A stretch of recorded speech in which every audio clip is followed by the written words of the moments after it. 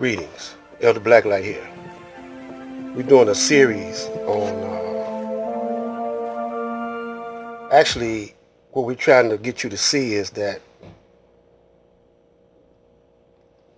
the mind is the most important thing you need to adjust and understand that no one has authority over you unless you give it to them, especially if your ancestors were the first people, first original people on the planet. And if you see where we were a couple of decades ago, or even uh, a decade ago, you will see that uh, that we were doing better than what we were doing now, as far as brothers being in control of things. But now, the only thing that y'all interested in, most of y'all, what the entertainers are doing, what the black entertainers are doing, y'all caught up in the politics, which never did the black man no real justice. Matter of fact, y'all caught up in the gangsterism, which never did the black man no justice. But where justice was at, you ignore it. That was with the Honorable Elijah Muhammad and the Nation of Islam. So a whole lot of brothers, young brothers now talking about, well, there's no, they don't let the young brothers have power, especially you hear brothers like uh, Young Pharaoh, Seti, talking about the elders. Well, especially Seti, living in Detroit. He go a joint called Idlewild, not too far from Detroit, a little bit outside of Ann Arbor, that some black people own and operated. And you don't see nobody trying to pump it. You don't see none of these young cats uh, pumping it up or dealing with it. Open land, man, by the lake. I mean, we also got black-owned operations here in Detroit that's not supported. These cats is hustlers. I'm talking about Pharaoh, Sinetta. Every now and then, Sinetta throw us a bone about uh, a little bit of black knowledge. It's just a little minute. But never do they say control your own. Never do they say network with each other. Matter of fact, they beefing with one another. So I'm here to end all that. Yeah, I'm going to end all of that. Now, what I'm about to show you is some history of Idlewild. And then later on in future episodes, we're going to get into controlling our own destiny and controlling this land, separating ourselves from this wicked government. If the government is your servant and you pay taxes, and they sending taxes over there to fight, they got 8 or 9 wars jumping off. Because I forgot about Venezuela. They got a little thing, a little Cold War with Venezuela, and they all over there in the Middle East fighting. And Islam, what you call Islam, ain't no more over there, and they're about to chop up the Nation of Islam here. So y'all should listen to me. Unless you one of these crooked brothers, that hustling, the people. It's just these ideas, don't be jealous because maybe you had these ideas, but you don't want to present them. I'm throwing them out there. I'm casting this bread to the waters, and let the fish eat it up and see what you can do with it. You know what I'm saying? So these are the things that we got to do. We got to network, first come together in unity, pull our resources together, what we got, you know. And before I go on any further, I can say the rest for the next episode. I want you to see a little history, what black people did back then. And y'all young ones ain't carrying the mantle.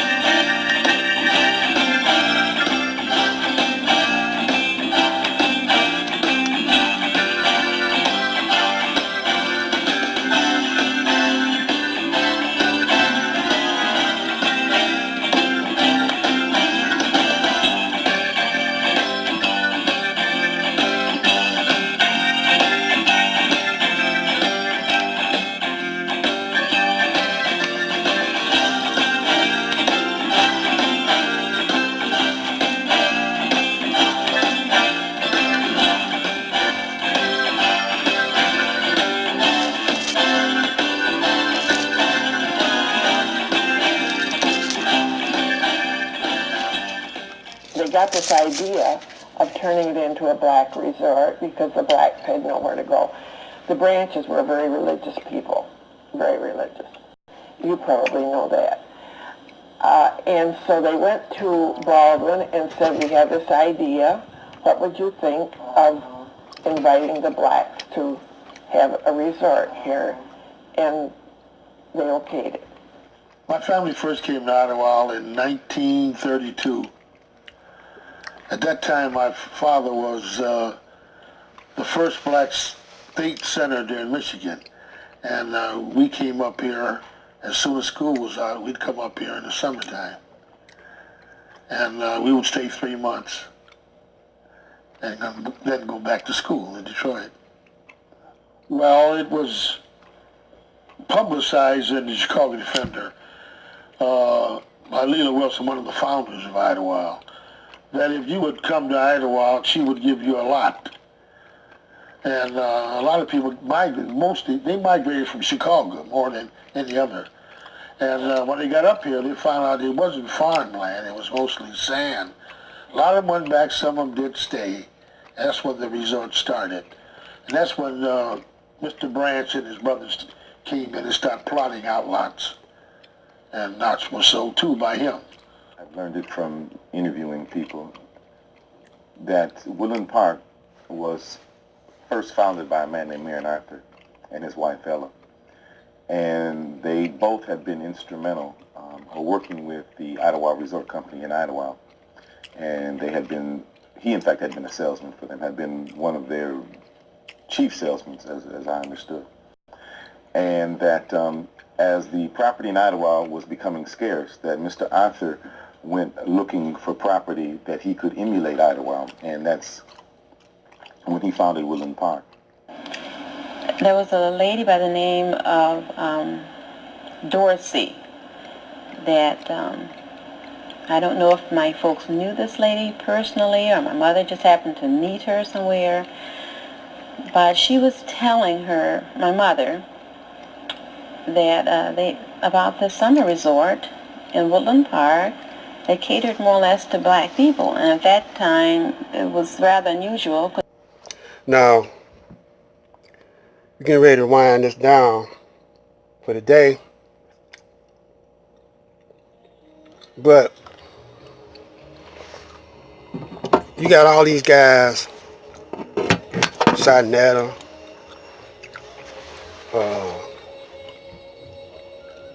You know, talking about what kind of shape. We in bad shape, black man in bad shape. You got all these opportunities though that some of our ancestors left to build, even if we have to do it one at a time. Build these cities back up. Harlem, they getting gentrification. Detroit getting gentrification. Probably the only one that's might not be doing it like we doing it is Atlanta. They got a different thing that's happening with Atlanta, but they're gonna go down too, because it's you know it's a vicious cycle. Every time when black people start building up something, you know it goes down. They sell out. A lot of cats sell out. You know. So how we gonna stop this and how we gonna save ourselves? Because you know you can look at the impeachment of Donald Trump and see that America is at an all-time low. Look at all the wars and where all your money's going. You know, going over there to Israel. You actually are being suckered into building up Israel. You know? So, if you're sucking into building up Israel, and your hoods and stuff, all your hoods is going down, when you gonna wake up? You gotta have unity, man. Because when you look in each black city where blacks are at, you know, they control it. Not for your benefit though. So you gotta get hip, you know, just separate. Control your own neighborhoods. Control your own neighborhoods. You know, let your neighborhoods be controlled by you. That way, you can control the activities that go on in your neighborhood, if you want to. But we're gonna continue this. It's Black Light 313 Detroit, New Mecca. What up, though?